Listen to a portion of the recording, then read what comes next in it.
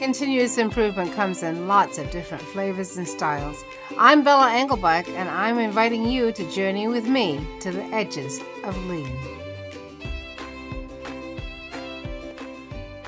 Episode 127, Continually Improving Lead Generation with Jamaul Ford. You took that big plunge and you started your own business. Maybe you already have a customer or two, but what comes next? Jamaul Ford is a second-generation entrepreneur with some great ideas about what you already know from lean and continuous improvement about learning cycles for finding and connecting with customers. Let's hear what he has to say. Jamaul Ford, welcome to the Edges of Lean. Bella, thanks so much for having me. I'm super excited to be here. I'm excited to have you. Hey, Jamaul, introduce yourself to everybody. So I'm Jamaul Ford. I'm a second-generation entrepreneur.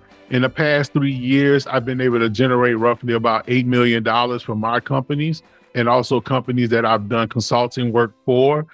We've been able to handle lead generation, be able to bring about 30,000 either patients or customers to these particular businesses. And I'm super excited to be here to be able to share some strategies and some insights on lead generation to hopefully help other people be able to get clients to their businesses. So when you say you're a second generation entrepreneur, is that your mom, your dad? Tell us about that.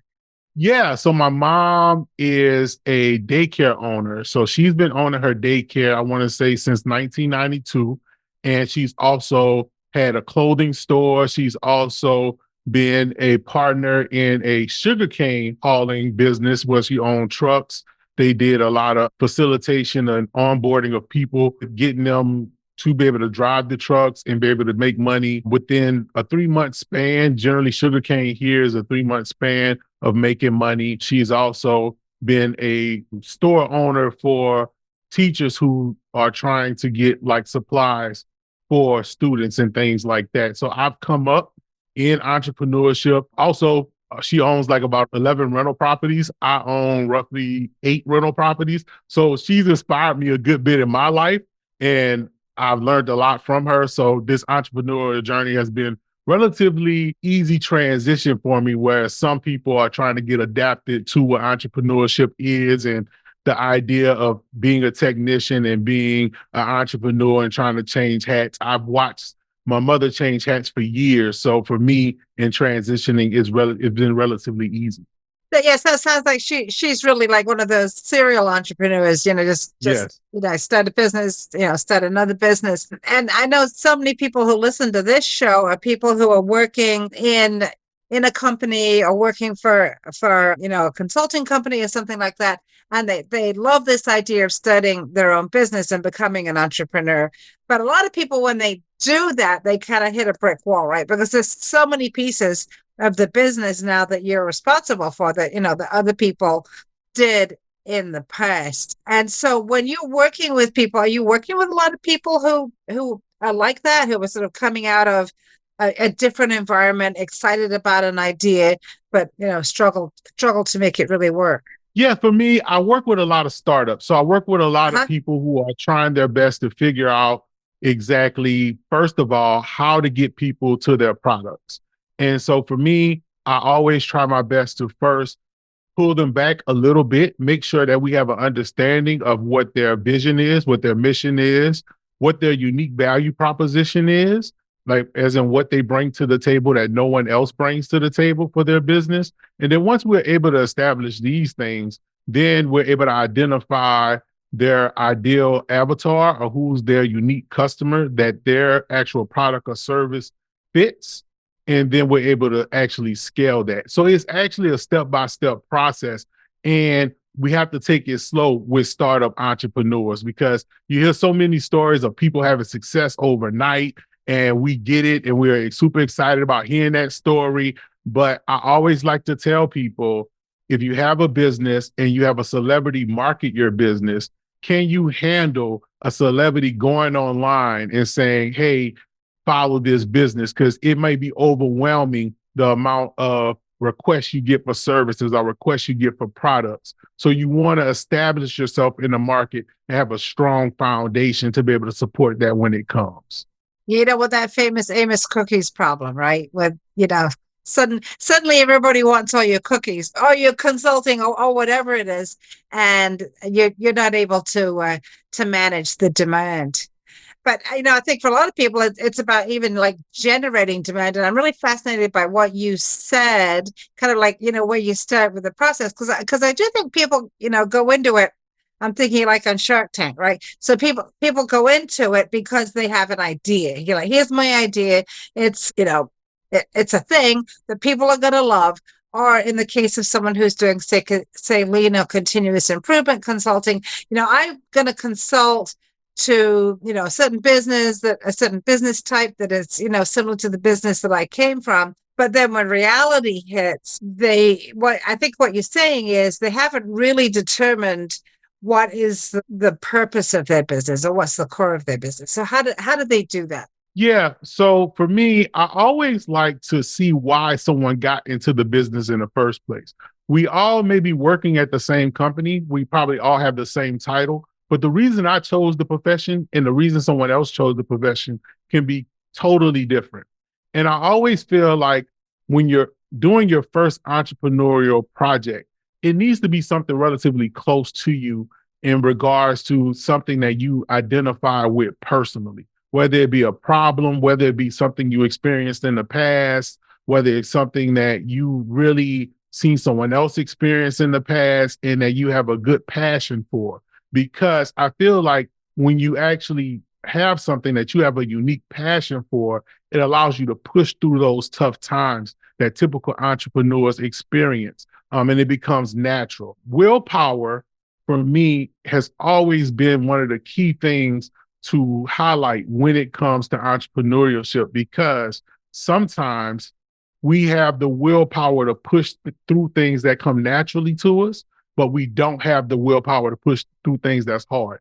Primary example, I would say 70% of startup entrepreneurs or even entrepreneurs who are in the mid tier, they hate dealing with finances. They hate balancing the books. They hate looking at the books, tweaking the books. And so they typically put it off all the time. And so for me, I've helped people even establish ways of dealing with that in the natural course of being an entrepreneur, because if you're having success, you have to bring on staff members, you have to bring on a team, and you have to know what the numbers are, what your margins are of actual profit and what you're bringing in. So I would always tell people to start with what you're really passionate about. Let's make sure that your company's mission statement is also resonating with your personal values, and then that your personal values are also reflective in your business values as well. Okay. So how do you let's just say you're working with somebody and they have this idea, for some kind of a business, but they're not clear on their purpose or their, what their internal values are. How do you hold them back, right? Jamaul, how do you hold them back and help them to get that work done first? Yeah. So for me, the very first thing is I have to bring a certain level of realism to the project, to what they're doing.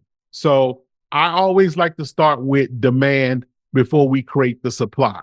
So for me, I listen to what they want to bring to the table. Let's give the example. Let's say someone wants to do consulting for dentistries, like a dentist office, based on their experience at dentist offices. So what we're going to do is we're going to first start off with making sure that we have a good pitch of what their offering is, what they're bringing to the table, and why the dentist needs their services. We're not going to worry about fulfillment. Fulfillment is furthest away from what we're doing. I don't want to think about logistics of fulfillment. I want to first establish what the problem that we're solving is. Once we establish that, once we're able to pitch that to people in an effective way, the next thing we're going to do is we're going to reach out to 50 dentist offices and figure out, is this something that they're really interested in?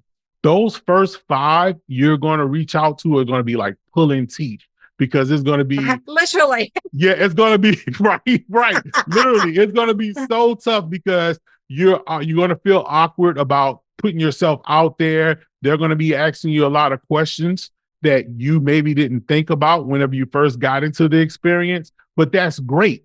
even if when you receive no's, you just got to understand that you're getting closer to yeses.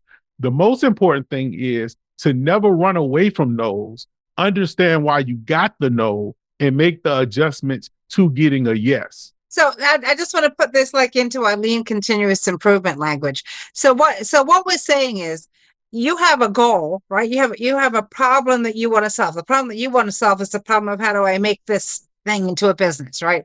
But in any lean work, we know you're not going to get to the goal right away. What you have to do is start out by figuring out what do you need to learn, and that means you're going to have to run some experiments. And what you're saying is start running these experiments. Don't worry about if you sell some consulting, because you may not, but what you're going to do is you're going to gain so much knowledge, right?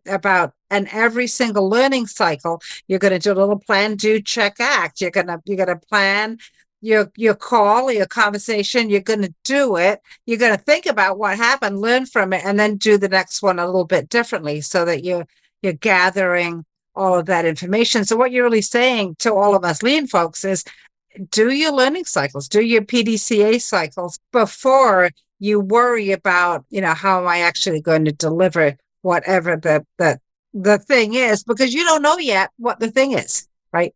I mean, that's right. The businesses that I've had the most success with are not doing what they originally thought they were going to be doing. Like it is not what they thought it was going to be. But the reason why they're having success is because they're listening to the customers and they're listening to what the customers are actually doing. So I really believe Plan, Do, Check, Act is 100% the way that people should be going about it, because I think that when you do the work and then you check to make sure, then you make those adjustments and then you act and you move forward with those adjustments that you're making, you're setting yourself up for success.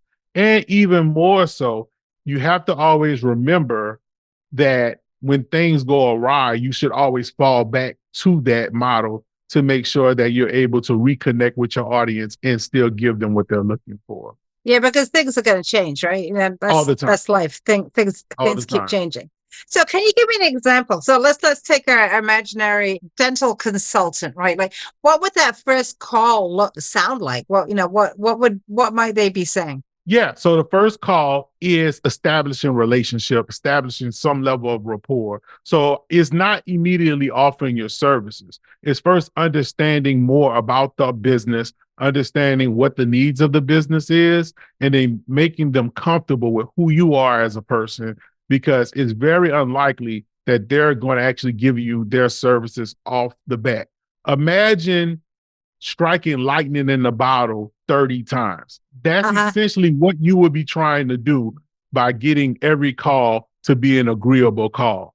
And that means that when I call somebody, they're looking for a consulting. They really know what their needs are. They have established and actually resonated with the problems they have in their business, and they're actively looking. When we reach out, we don't know if they're looking or not.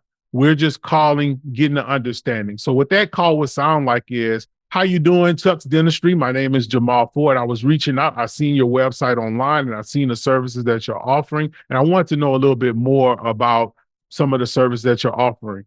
Then they would tell me a little bit about their services that they're offering. Then from there, I would say, well, I noticed that you're offering teeth cleaning and you're also offering root canals. Do you have a lot of people coming in for root canals? And then they're going to get into the actual, like what things that people are doing. So I'm getting them comfortable talking about their business, right? And then from there, if it's the receptionist that I'm talking to, maybe I might ask them to transition over to the manager or to the person who actually makes decisions from that particular standpoint.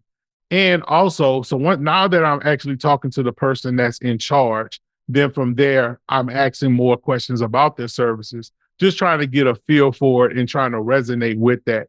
From there, I will let them know that, hey, look, I noticed that this service that you're offering, there are a lot of other people in your area that's not offering this service. And I would love to find a way to work with you to actually push this service, because I believe this is a great need in the area. Can I send you more information about myself and the possible opportunity that I see with this offering in the community? So I've offered them information, not only information about me, but information of where I see them sitting in the market, right? So I've already given them value before I've even asked them for finances. And for me, I'm from Louisiana. So I would tell we're a huge eating place. Like we're very culinary. So for me, I always sometimes go places. I like people to see me. When I go there, I'm also a person that's really big on the five senses. So I always like to make sure I'm very presentable. I always like to make sure that I'm smelling as good as possible, right? And also, I also like to bring a dessert. So if it's breakfast, I might bring donuts, because that layers down, that actually gets people to put down their reluctance to talk to me, you right? Or the gatekeeper is more reluctant to let me talk to the manager because I brought them some level. Maybe they didn't get to have breakfast that morning. I bought breakfast for everybody. They're like, oh, you want to talk to the manager? Yeah, we'll give you the manager. Give us the donuts, right? And so, if it's the afternoon, I may bring cupcakes or cookies or something. And then from there, sometimes I even come with like a handout of a report or an assessment that I've seen in the area based on the other competitors that's in the area. And then from there, I give them that information and try to get feedback from them a couple days after to make sure that they had a chance to look over. Wow. So I'm thinking just in terms of this imaginary situation. One of the things that really frustrates people in the lean communities when they go to the doctor or the dentist and they end up waiting a long time, because a lot of our work is about making things more efficient and more effective. And so I think the temptation it would be to go in and say, boy, I was sitting in your office for 45 minutes before you saw me. But that would just set people right off, right? People will be very, I don't want to hear that. But if you got into those conversations with them, you might then be able to, have a conversation about, where they would admit to you, hey, it's really difficult for us when we have people sitting in the waiting room. We don't want to have a lot of people sitting in the waiting room. And then that would be then an opportunity to talk about ways that you could offer to help them with that problem. But they need to be able to not feel that they're being attacked right at the beginning. Which is, because I think, and I know, I know all of you are listening are really great, kind people, but I know we also get very frustrated with that kind of stuff. And Let me give you a perfect example based off of what you're talking about, and this goes away from our dentist experience. This is a real experience. Actually happened to me last week. So I have a client that I actually help. She has a business and it's a part-time business. And she actually works for the city of Austin, Texas. And so working for the city of Austin, Texas, they had an opportunity. They were hosting 4th of July event and they were putting things together for the particular event. And they had a sponsor, an alcohol sponsor that they were looking to bring in, but they were not able to get things taken care of in time to have that alcohol sponsor be a part of the actual event. She was talking to me about it outside of her actual business. And I told her, well, maybe she can host an event after and still partner with the alcohol company. She then stated, oh, I think that's a great idea. Let me talk to my boss about it. So she spoke to her boss about it, and her boss was all for doing the plan. So after her boss was up for doing the plan, her boss put us in a three-way conversation via text message, and she introduced me to her boss, and then her boss immediately text back and said, oh no, they actually agreed to do another event with another company. It's still a part of what we're doing, but they're doing something else. For me, I knew, me analyzing the situation, I knew that whatever plan was put in place, it had not been thoroughly hatched out. Like all the facets of the plan weren't fully detailed because this was something that just really came on the radar. And so for me, I then text back and said it's unfortunate that they are going this other route, but I would love to also assist in this other route that they're going. And I immediately gave ideas on what I felt would fit based on what they decided to do. Her boss was just floored because in his mind, he thought he was telling me no. But for me, it was just, I just seen that, hey, look, the opportunity that I thought was there is not there, but I would love to assist you in what you're trying to do. And from there, they then stated, well, look, we're going to have you do the whole thing next year. just because I opened up the engagement and I opened up conversation and they understood my vision and what I would bring to the table. And then they were like, we're going to book you to do the whole event next year. So just by understanding and listening and not just focusing on what I'm pitching and understanding what the needs of the client is, I'm able to fit what I do to the client. And I feel like that's super important. We get so worried about our pitch that we don't think about the needs of the people who we're actually servicing. Right. And that's the core of everything, right? If you're going to do something, it needs to be something that the customer, the client really needs, that really solves the problem for them. Yeah. Yeah. So this kind of takes us, and I think you've already been talking about this concept of lead generation. So when someone's studying a business, lead generation, particularly if you haven't been involved in marketing before, sounds like this really horrible, scary thing to do. So when you say lead generation, what does that mean to you? For me, it means four things. There's only four ways to get leads for your business. That will be warm leads. That will be people you know, or the people that you know. There's this saying that says you're only 6 people away from knowing everyone in the world. You just got to make the right connections, right?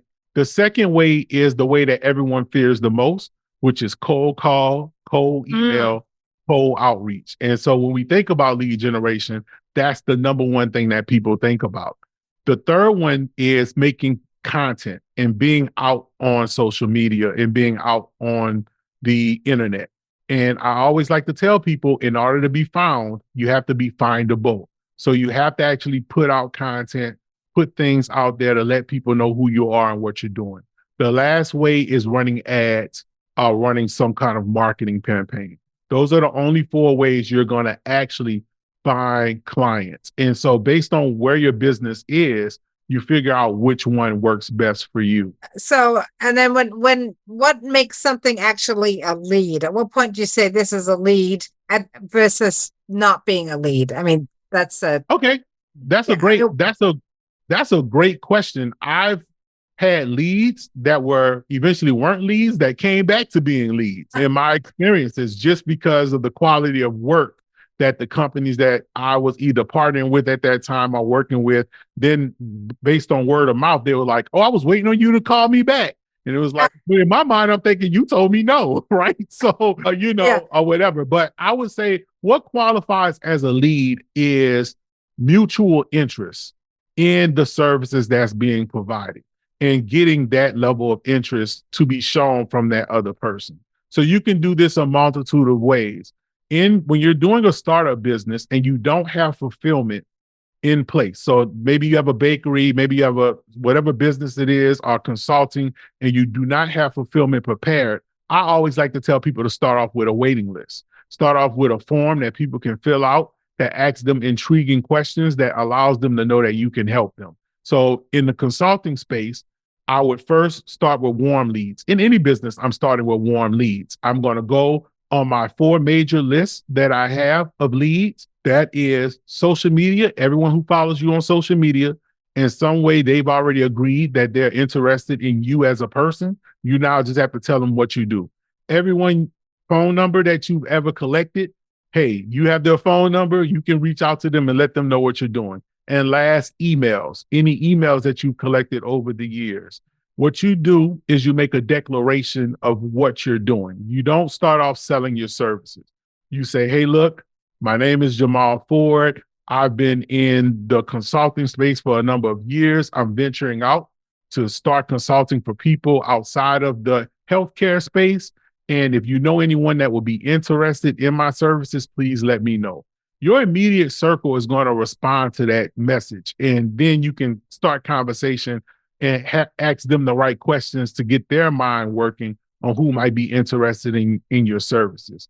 From there, if I get 5 people that know someone that's interested, my cousin's a doctor, or my uncle's been in practice for some years, I then next say, would you mind starting a group text message with me and your uncle or me and your friend to introduce me to your friend? And now I'm connecting with them from someone that they already know. So it makes it a more comfortable conversation. Doctors know other doctors, people in fields know one Yeah. another. So even if I connect with that person and I have conversation and they don't need my services, then I will ask them, do they know someone that would need my services? But in a way, that's not their competition, because they're not trying to make their competition have success.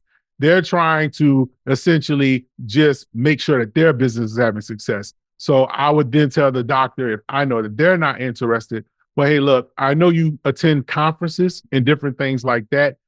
Do you know anyone that's attended conferences with you in the past from different cities or states that may need this type of service that I'm offering?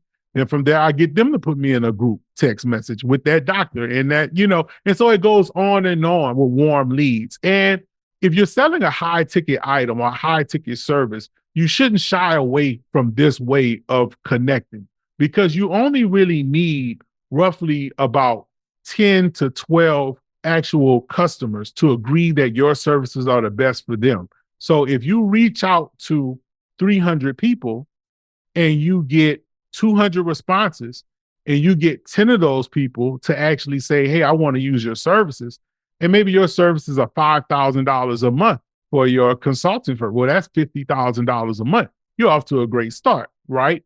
And it might be something based on what you're fulfilling, because it might only be you. So you may only have the capacity to do fulfillment for 10 people, right? So it's super important just to do the volume. Everything is a volume game with warm leads. And I like the way you started the whole thing. You're very clear in that first conversation what you're asking for, and you're making an ask. You're not saying like, well, I've decided to move into this area of consulting, and then kind of let the conversation drop. You're moving on to, who do you know might be interested in that? Who do you know? So you're making an ask, like always be closing, but you're always asking another question. I would like to say this about that too, Bella. Many times people don't know what they need until you've shown them what they need. And when you're asking people, you don't want to do the hard acts. The hard acts, when you initially meet someone, is going to fail you like 80% of the time. You want to have a soft ask. And within that soft ask, you want to spark additional conversation. So, an example, do you know someone that would need my services? This person may be struggling. Like you didn't give them the things that the person would look like. These people may be trying to find more customers or more clients for their business. These people may be trying their best to get more awareness of their brand or their company. This person may be trying to get assistance with fulfillment for their company. Now that I'm giving them these points of tension for the potential customer that I'm looking for, when they're having actual conversations with their friends and family that meet this and they're complaining about certain things and it triggers in their mind, they're like, I met someone that can help you, right? But if I tell them I do consulting and I just say, do you know someone that can need my assistance? They have no clue who they're looking for. So I have to give them who they're looking for. Also, we can over romanticize what success looks like as a business. So an example, if we go back to that dentistry, that dentist is trying to find success. He sees other dentists doing social media posts. He sees other dentists doing all these fascinating things. So when he's trying to get more people to come to his office, he's believing that this is what he needs to do in order to get people to come through the door. And that's not necessarily wrong, but the goal is to get people through the door. So even when I get people who are reaching out to me, they're like, oh, I want to do 30 social media posts a day. Why? I need more customers. Exactly. That's exactly what you need. Whatever you decided to do is because you needed more customers. I can help you get more customers. So let's start there, right? And so from consulting standpoint, you got to know the language, the tension statements of your potential client. That's why people focus so much on niching down, because niching down allows you to understand the problems of your potential customer. One thing, and this is a tip for consultants that I like to give, there's this GPT prompt that I love to use. And the GPT prompt is, I would like, this is it. I'm going to give you the summary. This is not it verbatim, but if anyone wants to take this down, just take this down. I want you to do some customer research for me.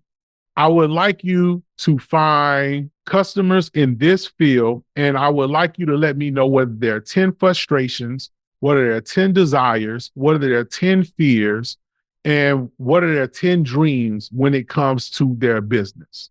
And then that GPT prompt is going to then, and I would tell it, put it in the spreadsheet form for me. And then it's going to pop up this spreadsheet form. It's going to have a column that says fears, desires, dreams, and frustrations. And each one is going to tell me what the frustrations, what the fears, what the dreams are of people in this niche. Now, when I do my pitches, when I do my marketing, I use these tension statements to allow me to resonate with my niche market. Wow. So you're using adaptive intelligence, artificial intelligence in a way that's actually useful, right? Yeah, it's a tool. I feel like sometimes people like to let it do the work for them, but that's not the point of it. The point of it is a tool that allows you to be able to be better at what you're doing, because there's a human element that's always needed when you're trying to get someone to agree to work with you. And in consulting, you don't want to find yourself undervaluing your services because you're limited in the amount of clients that you're getting. And so I feel like when you bring that human element in it, you can actually get the amount of money that you're looking to make. But you're just using this tool as a way to help you funnel and focus. And again, test the statements that work. I use that statement that I said, Bella, I use that statement for not only cold calling, I also use it for Facebook ads. Like, I'll get those tension statements and understand what they are for Facebook ads. I'll get them for a social media post. I'll get them for any facet when I have to do outreach to someone. I get it for email campaigns, because when someone reads an email and they see an email from a random person, you got to catch their attention relatively quick. You have to catch their attention with the title of the email, and within the if you catch their attention with the title of the email, within 2 lines of that email, you got to resonate with them. You got to touch a pain point. I would always tell people, when you think about the pain point that you're trying to touch for a potential customer, think about that toothache that you have at 11 p.m. at night when there's no dentist open, and you would pay someone any amount of money to pull the tooth out of your mouth. That is what you want to strike with your potential customer, so that way they know that you can help them with whatever they have going on. Wow. Yeah. And it's about then, narrowing down, again, using your PDCA cycles to narrow down, get down to the things where that one customer goes, oh yeah, I need Jamaul. I would tell you this, and this may help you. Help the people listening understand. My original venture was a speech and hearing clinic, and with the speech and hearing, but it was just a hearing clinic. And at the time, we were just servicing older adults who needed hearing aids. And it was just like, okay, let's see who needs hearing aids. And it was a pretty saturated market, because here, obviously Costco and Sam's are a big player in the hearing aid market. And so it's hard to get people to decide to go to private, then go into hearing aid market. And so for me, one time I asked myself the question, I said, well, when I was a kid, they used to do hearing tests at local schools. Maybe we can just go out and help local schools with doing hearing tests. And so we started reaching out to local schools, and we found out that there was one nurse to every 500 kids at a school. And the nurse, while we were familiar to get with hearing tests when we were in kindergarten and first grade, it's actually the responsibility of the nurse to do the hearing test every other year on the kids. So every odd grade. And so it became a huge market for us. We were servicing 20,000 patients a year in doing just hearing screens, because it was required by the state. The state needed the hearing screens to be done on the kids. It was definitely underserviced because the nurses did not have the ability to do that level of fulfillment. And we were able to come in and actually create a system to do that fulfillment for them. And that must have been like really emotionally satisfying too, right, Jamaul? Because Because if you had a kid who was not doing well in school because they couldn't hear what was going on, and you were able to get the hearing tested, and you could change a kid's life by doing that. We had one student, a school contacted us and said, we want to get this student an IEP. An IEP is an individualized educational plan. And this allows a school to be able to push a kid further into the system without them passing. And so we said, well, let us come in and do the assessment on the kid. When we came in and did the assessment on the kid only spoke Spanish. Luckily, we had a Spanish interpreter on our staff, and the Spanish interpreter came, and come to find out, the kid had came over with his family when he was a kid, and he had fell out of a truck, and he had actually scraped his eye, and he was actually blind in one eye, and he was deaf in one ear. The school did not have a Spanish interpreter, so no one at the school even knew he was experiencing this. So for us, we came back, we were able to get him a hearing aid, be able to get him the glasses that he needed. And eventually he didn't even need the individual because we were able to service him and get him what he needed in order to be able to actually pass with the standard plan that every other student had. And that mother was so elated that we were able to help her actual kid with just getting through school. So it's definitely fulfilling to have these things. And I think even more so, it goes back to my earlier statement of whatever you decide to do in entrepreneurship, you want to have it resonate with you really close because it's going to help you push through those tough times. And then you're going to see the reward from helping people in particular spaces. It's important to make money, but I always feel like there's a difference between success and benefits. And you never want to mix up the benefits of business with what true success of business is. That's beautiful. I love that. Hey, Jamaul Ford, how can people find you? I bet there's lots of ways. There's a ton of ways to find me. So you can find me on Instagram at Jamaul the Maven. You can also find me on Twitter at Jamaul the Maven.